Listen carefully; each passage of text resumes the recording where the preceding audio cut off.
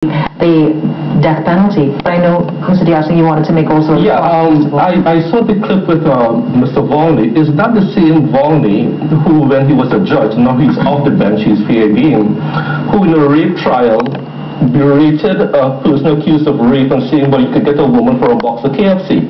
Is that the same Volney? Is that the same Volney who said to hand them in the square? Is that the same Volney who is now saying you can be shot on sight?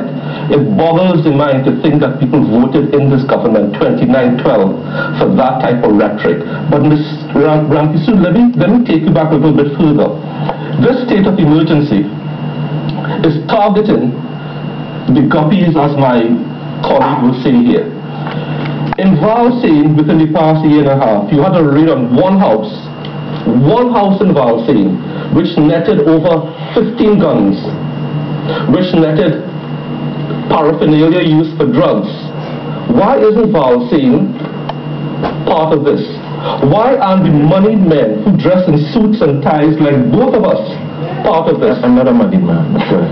Why aren't the people who you cannot go after with regular legislation being targeted with this? When I asked the Attorney General this question, now he also stated that they have strengthened the financial legislation. They are intending to go after these people, and but they need the intelligence to support it. But you have to start the war somewhere. That they have been able to do what the PNM has been unable to do. He brought it back to the fact that who was brought there when the PNM was in office?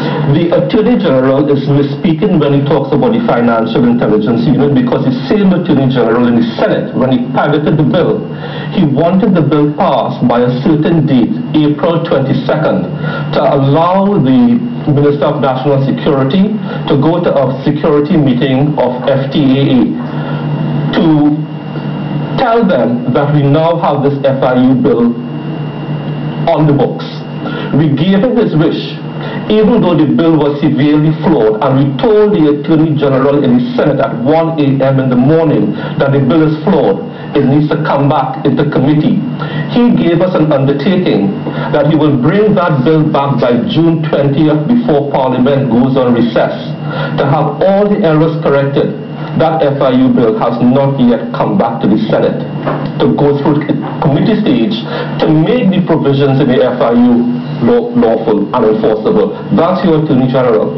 Dr. Browne, my final question to you this morning, the death penalty. The Prime Minister is saying that they need the opposition support and that the opposition is playing politics with the lives of the citizenry.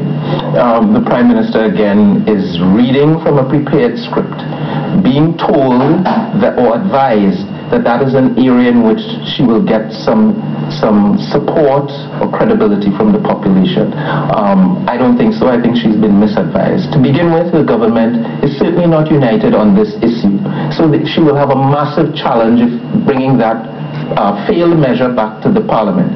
Secondly, it was demonstrated in the Parliament that what they were trying to present was really a facade. It was a false bill, ineffective, retaining the Privy Council, which is fully against the death penalty, creating a perception that, once again, that this government is serious about crime, when the reality, when you look at their actions, is very, very different. Reminds me of George Bush back a few years, taking advantage of the fears of the population to fulfill a very different agenda. Back then he was desperate to find so-called weapons of mass destruction. We're hearing the conspiracy theories coming from the Attorney General now. The only results we're seeing is young, small fry, young men on the backs of trucks. None of them, in my view, own speedboats. None of them own cabin cruisers and Bertrams and so on. None of them own private jets. None of them are financing the crime situation in this country. None of them are importing weapons or drugs. But those are the targets of a massive state of emergency. That's what we've sacrificed our constitutional rights for. Dr. Browne, will your government support, or will your party support the government in its bill on Friday when they sit?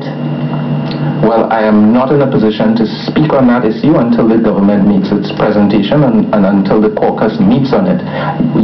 My initial sentiments are very clear, and I don't need to elaborate further on that. Well, gentlemen, thank you so much for joining us this morning. When we come back from this break, the Minister of Trade and Industry, Steve